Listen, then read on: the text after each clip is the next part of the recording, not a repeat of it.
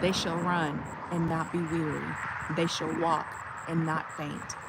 Hey, y'all, good morning. This is Dr. Tam, your empowerment coach, just popping in here with an encouraging word this Sunday morning.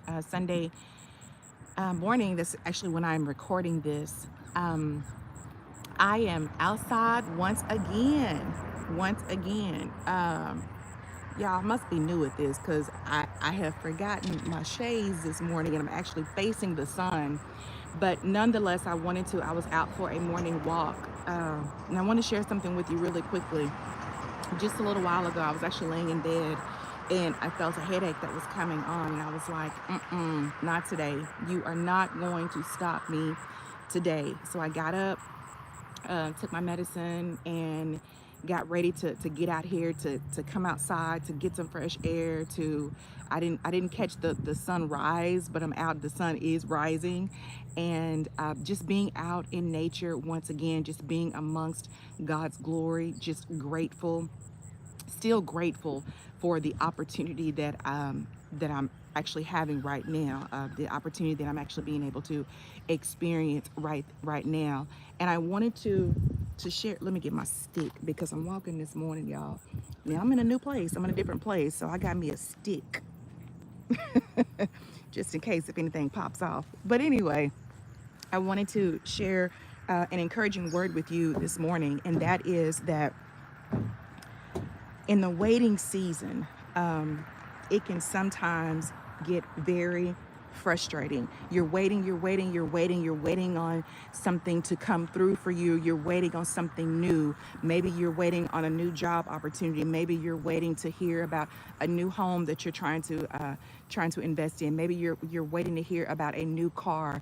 Maybe you're waiting for some good news, maybe a doctor's report or something like that. But your expectation is of something. Good morning. Your expectation is of something good. But while you're waiting, sometimes we can get so weary and it's like, Lord, why is it taking so long? Why is it that everyone else around me seems to be getting that which what I want? And I have not gotten there yet. But I've been waiting, I've been waiting, I've been waiting. His word encourages us to continue to wait on him because we know that his timing is perfect timing. So during the wait, regardless of how long it has been, regardless of how long, and we don't know how much longer we're going to have to wait. So during the wait, what is it that we can do? Number one, while we are waiting, realize that it's not our timing, that it is his timing. It is all in his timing. And not only that, just rest in that. Just take a deep breath, like, okay, but now what? Okay, so now I've settled down. I know, Lord, that it is your timing. And this is a conversation between the two of you. I know, Lord, that it is your timing. Yes, it seems like I have been waiting forever.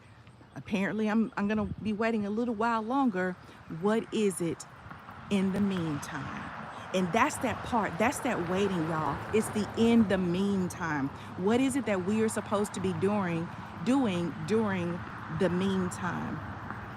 And secondly, after we have realized and accepted and embraced that it is his timing, the second thing that we can do during the wait is to ask him, Lord, what is it that I am supposed to be learning in this season, right now, in this place where I am?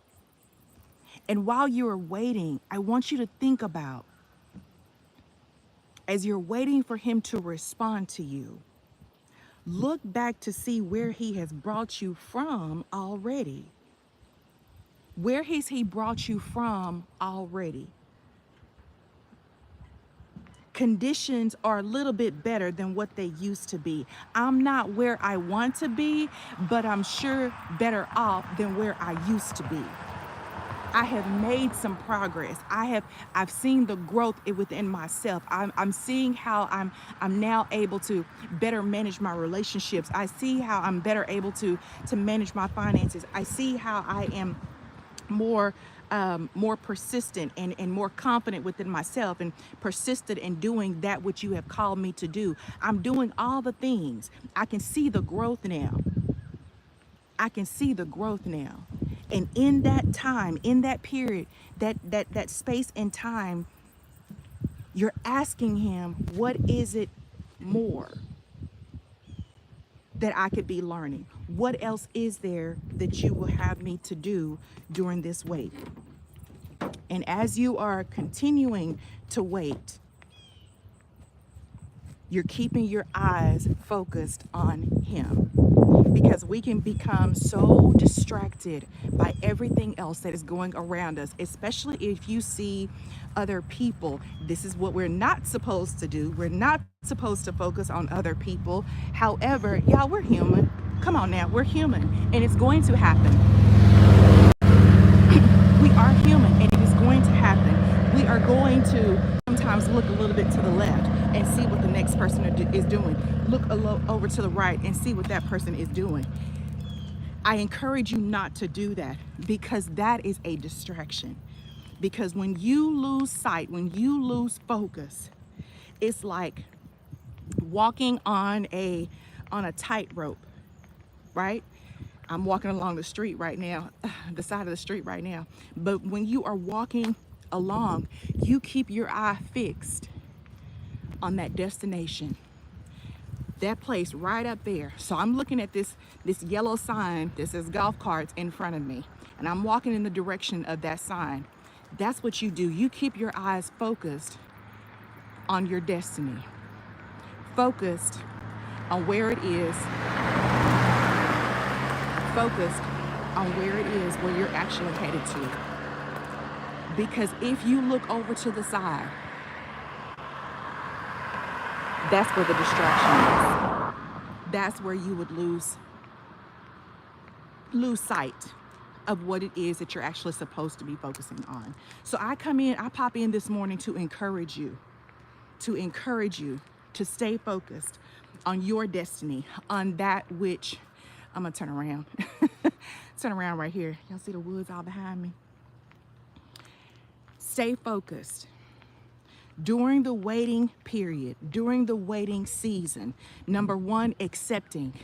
Okay, Lord, it's your timing. It's your timing. I will wait on you, Lord. I will wait on you. Lord, you have brought me from where I used to be. I can look back. I got receipts. I have a track record. You have brought me from where I used to be, and I'm headed to where you want me to be. I'm headed toward that goal. I'm headed toward that vision. I'm headed to pursue the purpose that you have actually placed inside of me.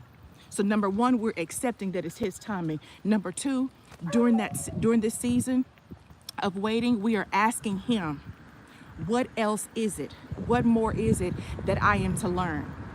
Now, once you ask the question, that's not for you to just get up and start doing your own thing again. You wait for an answer.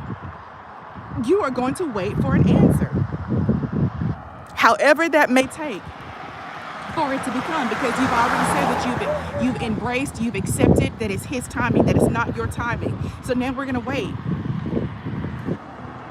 Now we're going to wait on his response during the waiting season.